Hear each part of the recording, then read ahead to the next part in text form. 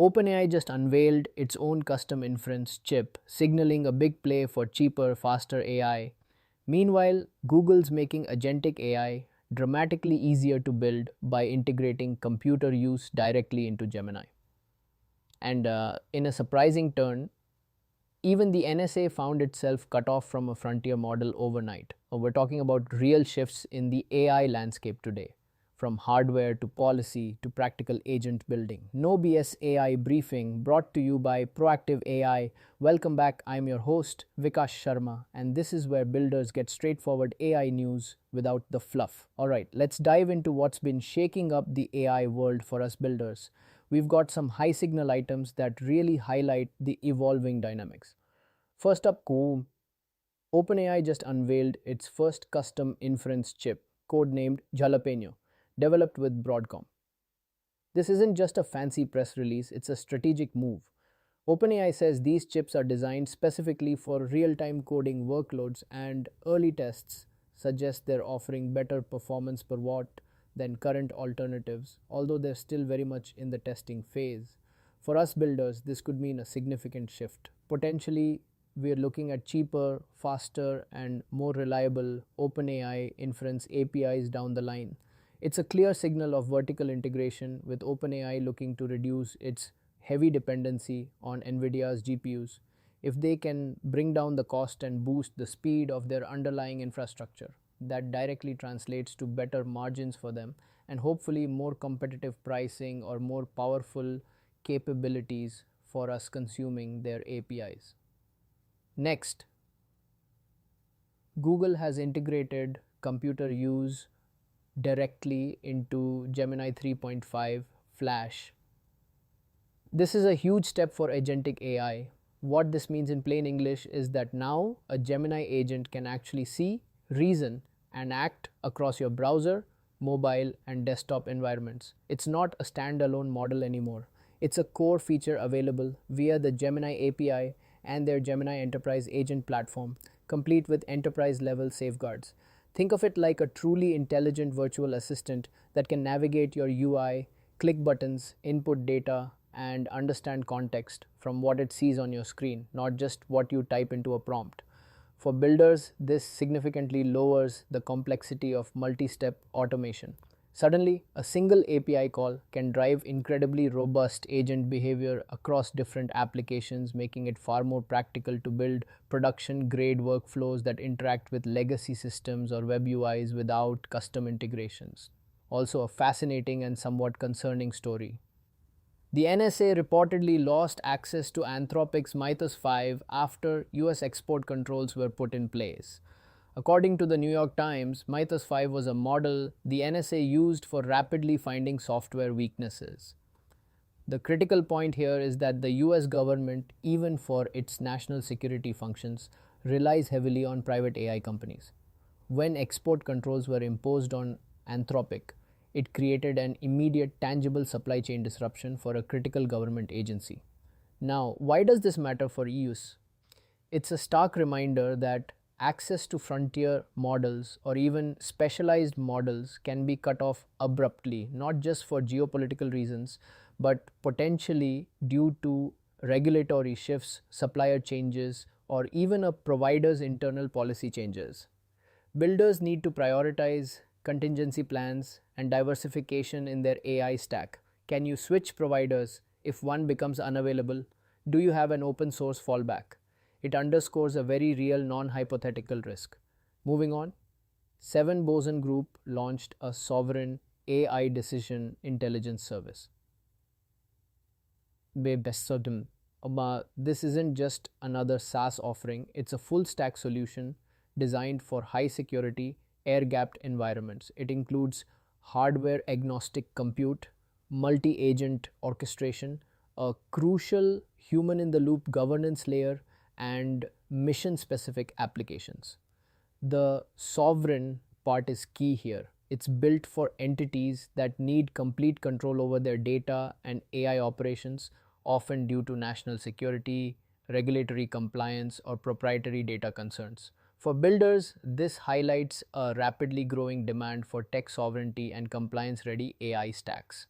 If you're building for sectors like finance, government, defense, or even just large enterprises with strict data residency rules, you absolutely need to be designing for auditability, robust security, and the ability to keep data and models within specific geographical or organizational boundaries. Finally, by Jan LeCun is once again arguing that open source is the only viable path for AI. The Meta chief AI scientist advocates for a federated approach, exemplified by what he calls Project Tapestry. This concept allows for contributions via parameter vector exchange, meaning models can be improved and shared without ever having to share raw, sensitive training data. His argument is that for most of the world, proprietary, closed off AI models just aren't sustainable or accessible long term.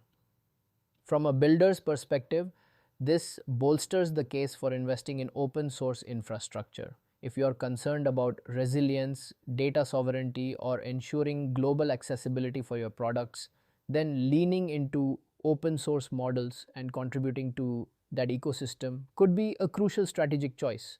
It's about building a future where AI isn't locked behind a few corporate gates. All right, so if I had to pick one story that really signals an inflection point for builders this week, it's got to be Google's integration of computer use into Gemini 3.5 Flash.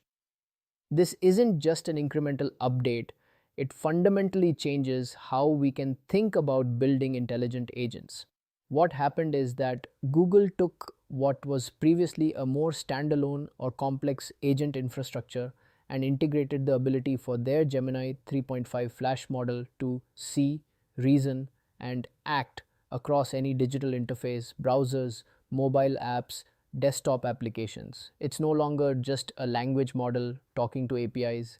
It can effectively operate a computer like a human would, but at machine speed and scale. This capability is now directly accessible via the Gemini API and their enterprise platform, complete with those necessary safeguards and guardrails. Why does this matter right now? Well, for years, the promise of agents has been intriguing but often fell short in practice, especially for complex multi step tasks that cross different applications. You'd need a web scraper here, a custom API integration there, a bunch of conditional logic. It was a nightmare to build and maintain. Now, with computer use embedded directly, it significantly streamlines the development of sophisticated production grade agents. This isn't just about chatbot automation, it's about automating entire workflows that involve human like interaction with software. Think about customer support agents that can actually log into a CRM, pull up order details, and initiate a refund, all driven by a single AI model. Or internal tools that can onboard new employees by navigating multiple HR systems. The market for agentic automation just got a massive catalyst. So, who should really care about this?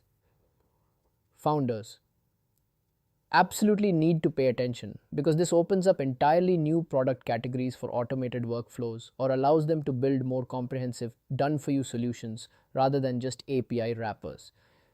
The product managers should be evaluating how this new capability can be woven into existing products to add new powerful features that were previously too complex or expensive to build. Imagine adding a just get this done for me button to your SaaS product that actually automates tasks in other applications. Engineering leaders will find this interesting because it centralizes agent capabilities, potentially reducing the need for disparate automation tools and simplifying the architecture for integrating AI into operational workflows. And for indie hackers, this is a playground. You can prototype full stack automation ideas much faster, potentially building incredibly useful tools with far less code than before. How would I think about this as a builder? I think of it as moving from an API centric world to an agent OS world for many business processes. Instead of mapping out every single API call and UI element, you're now giving the AI a high level goal and letting it figure out the steps across different interfaces. The opportunity is massive for internal tool automation, things like automating data entry, report generation, or cross platform data synchronization. You can build much richer customer facing experiences too, where the AI isn't just answering questions but executing tasks. On the risk side, you've got to watch out for vendor lock-in. Google is making a strong play here, and while powerful, relying solely on one provider always has its downsides. Also, latency and cost for these kinds of multi-step visual interactions can be higher than simple API calls. I'd caution against getting swept up in the hype of full AGI agents just yet. This is about practical, task-oriented automation. My no BS take on this is that it's a genuine step forward. It isn't AGI, but it's a significant enabler for building highly capable real world agents. Builders who can grasp how to effectively prompt and constrain these computer use agents will be able to unlock serious value both for internal efficiencies and for entirely new product offerings. Don't underestimate the power of an AI that can actually click buttons and read your screen in a reliable way. If you want one practical takeaway from today's episode that you can act on this week, here it is. Experiment with building a 10-minute automation prototype using Gemini's computer use. This directly leverages Google's new capability and can give you immediate, tangible insights. Here's how to try it in under 60 minutes. Step 1. There's step 1. Identify one mundane, repetitive workflow in your team. Think about something someone does daily or weekly that involves clicking through a browser, copying data, or interacting with a simple desktop application. Maybe it's pulling specific data from a web dashboard into a spreadsheet or automatically populating a new project in your project management tool based on an email. Choose something with 2 to 3 distinct steps across different apps if possible. Step 2. Access the Gemini API with the computer use capability. Google has made this available, so your first task is to get API access and understand the basic prompt structure for this feature. You'll need to grant the agent the necessary permissions to interact with your chosen environment, which is part of the enterprise safeguards they've built in. Step 3. Prompt the agent to perform 1-2 steps of that workflow, so don't try to automate the whole thing at once. Start simple.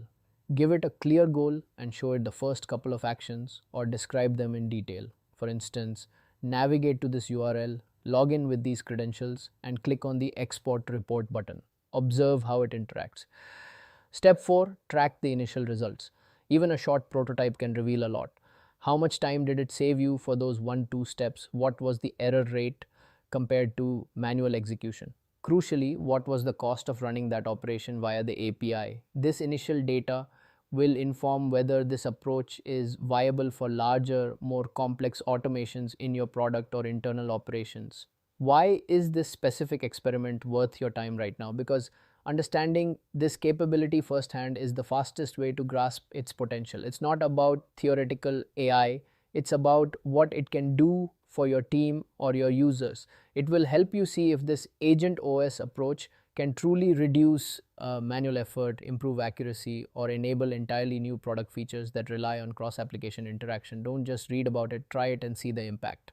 That's it for today's No BS AI briefing. If this helped, follow the show in your podcast app and share it with one builder you know. And if you've got questions or topics you want covered, connect with me on LinkedIn and send them over. See you in the next briefing.